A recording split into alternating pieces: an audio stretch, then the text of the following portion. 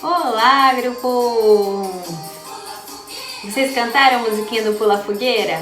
Que tal fazer uma fogueira aí na casa de vocês? Podemos fazer com rolinho de papel higiênico, de papel toalha, com um pedaço de papel colorido. E a gente pode realmente pular a fogueira de verdade na nossa festa junina, que tal? Tenho certeza que vocês vão gostar. Ou se não, nós podemos fazer uma fogueira, sabe com o quê? Com as nossas mãozinhas, isso mesmo! Olha que atividade deliciosa, fazer uma mistura de tinta nas nossas mãos, do jeitinho que vocês gostam. O que a gente vai precisar para essa atividade, para fazer essa fogueira tão bonita? Vamos precisar de 4 palitinhos de sorvete, olha lá.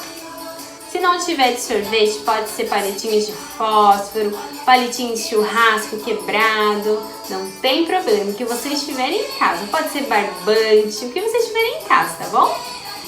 Aí pode pintar, pega a tinta guache, pinta os palitinhos de marrom, da cor que vocês quiserem, tá bom?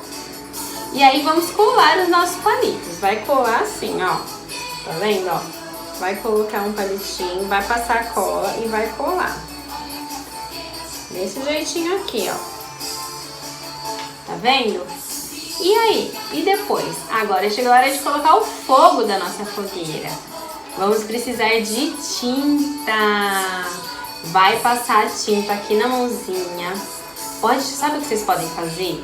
Podem passar uma mãozinha de tinta vermelha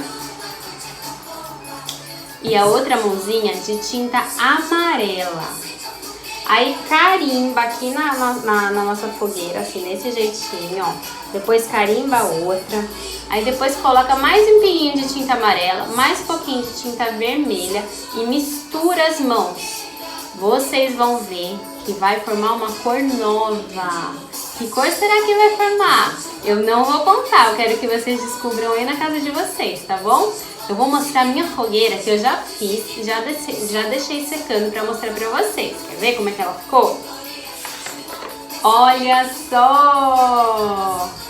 Eu aproveitei que eu tinha papel picado em casa e coloquei assim, ó, como se fossem as bandeirinhas da nossa festa junina. Olha só, gostaram?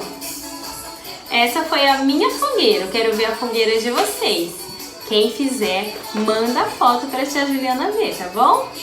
Estou morrendo de saudade de vocês. Espero que vocês aproveitem uma festa junina aí na casa de vocês.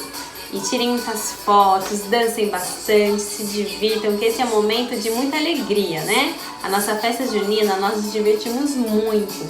Então aproveitem bastante aí na casa de vocês com a família de vocês, tá bom? Estou morrendo de saudades e um beijo! Tchau!